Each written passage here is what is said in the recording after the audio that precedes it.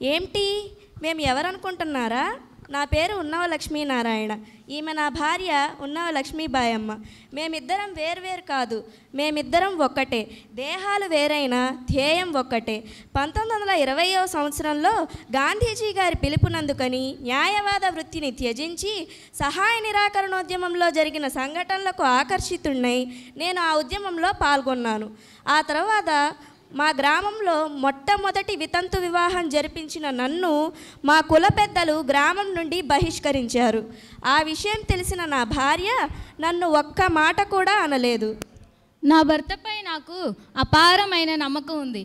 నా భర్తను గ్రామం నుండి వెలివేసినా సరే, కులం నుండి బహిష్కరించినా సరే, నేను నా భర్త దగ్గరే ఉంటాను, నా ప్రాణం పోయేంత వరకు కూడా.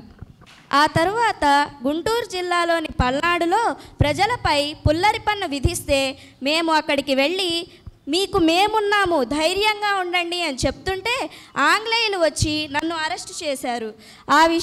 ఆ సందర్భంలో నా భార్య అక్కడికి వచ్చి, ఆ ఆంగ్లేయులు మీ అర్ధదేహానికి మాత్రమే చెరసాల శిక్ష విధించారు, తక్కిన అర్ధదేహాన్ని నేను ఇక్కడే ఉన్నాను, ముందుండి మీ ఉద్యమాన్ని నేను నడిపిస్తాను, నన్ను అనుగ్రహించండి.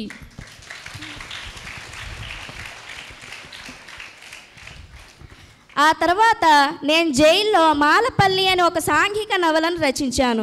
ఆ నవల చదివిన వారందరూ నేను జైలుకు పోవడం తెలుగు భాష అదృష్టంగా భావించారు. నేను నా భర్తకి ఇచ్చిన మాటను నిలబెట్టుకోవడానికి ఉప్పు సత్యాగ్రహ ఉద్యమంలో నాయకత్వం వహించాను. అప్పుడు నన్ను ఆంగ్లేయులు 6 నెలల పాటు జైల్లో నిర్బంధించారు. ఏడాది జైలు శిక్ష ముగించుకొని బయటికి వచ్చిన నేను ఎందరో మంది వితంతువులను, అనాథ బాలికలను చూసి నా మనస్సు చలించింది. నా మనస్సు చదివిన నా భార్య అక్కడకు వచ్చి, ఈ అనాథ బాలికలను మనమే చేరదిద్దాము, మీకు ఎటువంటి అభ్యంతరం లేకపోతే ఆ అభాగ్యులైన వాళ్ళకి మనమే తల్లిదండ్రులమవుదాము. ఆ సమయంలో సంస్కృతి సంప్రదాయాలకు అతీతంగా ఒక విద్యా సంస్థని స్థాపించాలని నేను నా భార్య భావించాము. మీరు వేసే ప్రతి అడుగులోనూ నా సహకారం మీకు ఉంటుంది. మీరు చేసే ప్రతి పనిలో నేను మీకు తోడుగా ఉంటాను. ఆ విధంగా 1922వ సంవత్సరంలో శ్రీ శారదా నికేతనం అనే ఒక విద్యా సంస్థను స్థాపించడం జరిగింది. ఈ విద్యా సంస్థను స్థాపించాక ఎందరో మంది వితంతువులకు, అనాథలకు విద్యాబోధన చేశాము. ఇలా జరుగుతుండగా ఒక అనాథ బాలిక కేసులో భాగంగా మేము కోర్టుకు వెళ్ళవలసి వచ్చింది. అప్పుడు ఆ అనాథ బాలికలను క్రైస్తవ మిషనరీకి అప్పగించవలసిందిగా న్యాయమూర్తి ఆదేశించెను. అప్పుడు నా భార్య అక్కడకు వెళ్ళి, దిక్కులేని ఈ పిల్లను నేను పెంచుకుంటాను, మీకు ఎటువంటి అభ్యంతరం లేకపోతే ఈ అనాథ బాలికను నేను చేరదీస్తాను అని అన్నది. ఆమె ఎవరో కాదు, మన తేజవతమ్మ గారే. ఈ విధంగా ఎందరో మంది వితంతువులకు మేమే తల్లిదండ్రులమై పెంచాము. స్త్రీ స్వతంత్రంగా ఒకరి సహాయంగా బ్రతకాలన్నది నా ఆశయం. నేను తప్పు చేసిన వారిని దండించడంలో ఎప్పుడూ ఓడిపోను.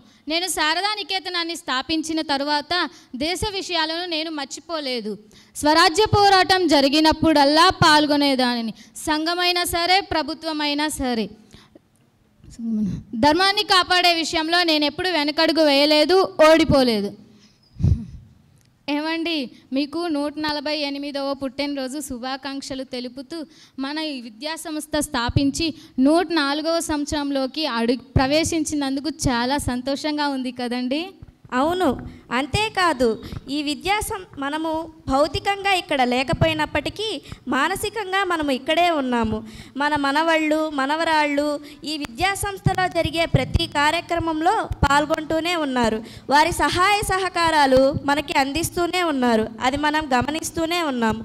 అలాగే ఈ విద్యా సంస్థ ఎదుగుదలకు దోహదపడిన దాతలందరికీ నమస్కరిస్తూ మా ఆశయాలను వారి ఆశయాలుగా భావించి ముందుండి నడిపిస్తూ మమ్మల్ని ప్రోత్సహిస్తున్నందుకు, ఈ విద్యా సంస్థకు ఎంతో ఉపకారం చేస్తున్నందుకు వారిని అభినందిస్తూ ధన్యవాదాలు తెలుపుకుంటున్నాము. వెళ్ళొస్తా.